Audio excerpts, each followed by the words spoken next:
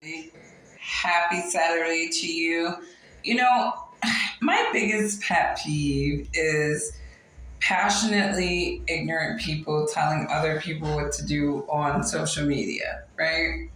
You know, I post content that I believe is inspirational. I post content that provokes thought.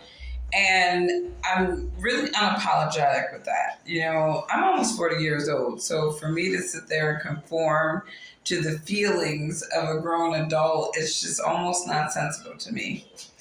But with that being said, I have somebody on my content right now and they're like, why is this on LinkedIn?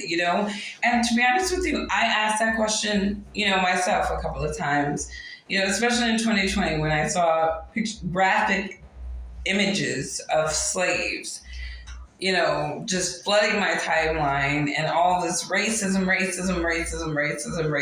And I'm just like, what the heck is going on here? So, for me, I'm very meticulous about what I post. So if I'm posting content, I'm very meticulous about what it's saying. I make sure that it has a business connection to it because, I really try to avoid that question of why is this on LinkedIn, right? So I posted something recently about one of Michigan's Board of Education members who was basically put on blast for, anti-white tweets. And I made the point of saying that, black people can be some of the most racist people in this country.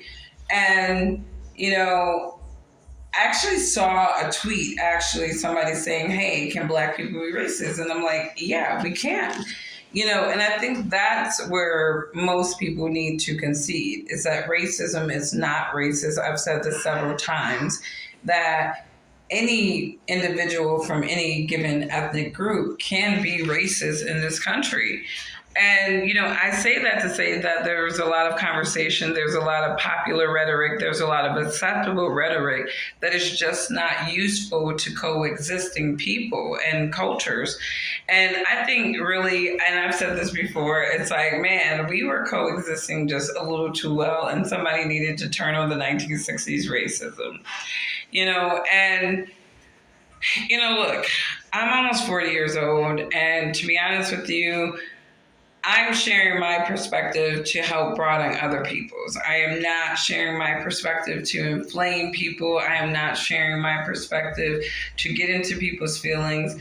But what I am is intolerable of grown adults coming at me as if I am somehow vilifying them by sharing my perspective about some contradictory rhetoric that I see in society. And society in America, unfortunately, has been riddled with contradictory rhetoric, and it's just been irking me, and I have been compelled to share my perspective just because I don't want to see people divided. I don't want to see people riddled with hateful feelings because they've been inspired by hateful rhetoric. It's like, let's just get to the bottom of this. Let's just get to the root cause of this.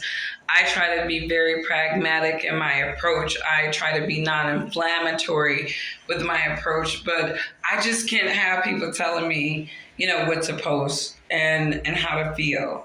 And so when I get somebody who comes on my rhetoric and they're like, why is this on LinkedIn? And it's like, okay, why are you on LinkedIn?